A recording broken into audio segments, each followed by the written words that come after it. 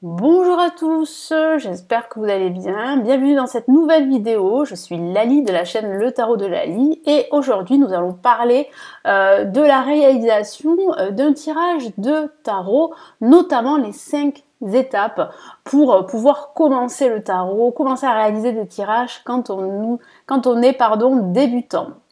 Alors, on va commencer déjà par la préparation. Alors, cette vidéo, elle s'adresse aux novices, mais elle s'adresse aussi aux personnes qui veulent affiner leurs compétences. Donc cette vidéo va vous fournir tous les éléments dont vous avez besoin pour avoir plus de résultats. Donc, on commence par la préparation, donc c'est l'étape 1. La première étape pour justement commencer les tirages de tarot. Donc, vous allez choisir un environnement au calme pour pouvoir réaliser vos tirages. Il faut absolument que vous soyez serein. Il faut absolument que vous puissiez vous concentrer. Ensuite, vous allez vous asseoir confortablement, respirer profondément pour vous détendre et vous concentrer sur le tirage de tarot que vous allez faire. Ensuite, vous allez prendre le temps de choisir un tarot qui vous convient. Alors, vous avez plusieurs jeux. Certains sont basés sur des thèmes spécifiques et d'autres utilisent des symboles traditionnels. C'est à vous de choisir. Il est important de choisir votre jeu qui reflète vos intérêts et surtout votre personnalité. Étape 2, posez votre question. Alors, il faut formuler une question claire et précise pour pouvoir orienter votre tirage. Ne posez pas de questions vagues parce que vous n'aurez aucun résultat. En tout cas, vous aurez un résultat aussi vague que votre question. Alors, essayez de poser une question qui peut être répondue par oui ou par non, surtout quand vous débutez, ou qui peut fournir des informations lors de la réponse. Ensuite, étape 3, vous allez réaliser le tirage en 3 cartes. C'est celui par lequel vous devez débuter. C'est l'un des plus simples et des plus courants. Alors, il consiste simplement à choisir 3 cartes.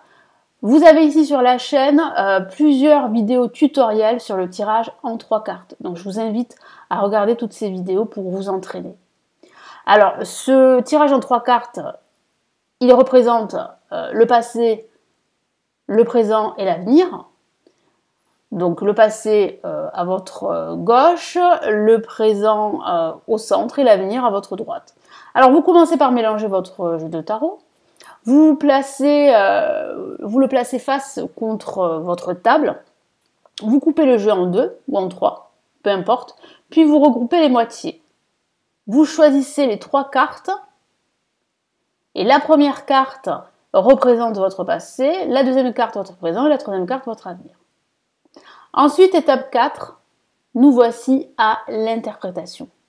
Maintenant que vous avez choisi les cartes, il est temps de les interpréter, de les lire ces cartes.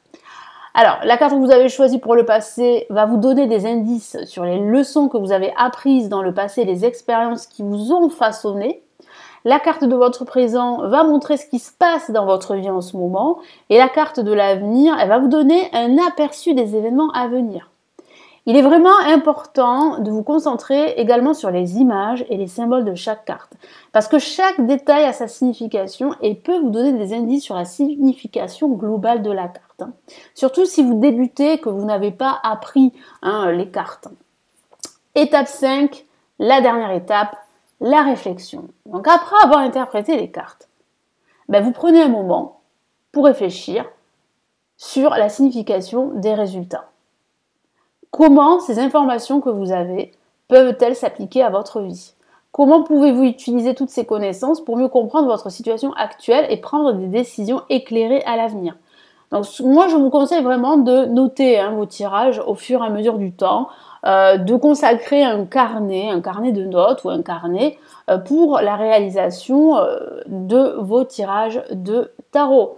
Voilà pour cette vidéo, donc j'espère vraiment que cette vidéo vous a aidé à mieux comprendre le tarot divinatoire. N'oubliez pas qu'il faut absolument pratiquer régulièrement pour améliorer ses compétences et développer une meilleure compréhension du tarot.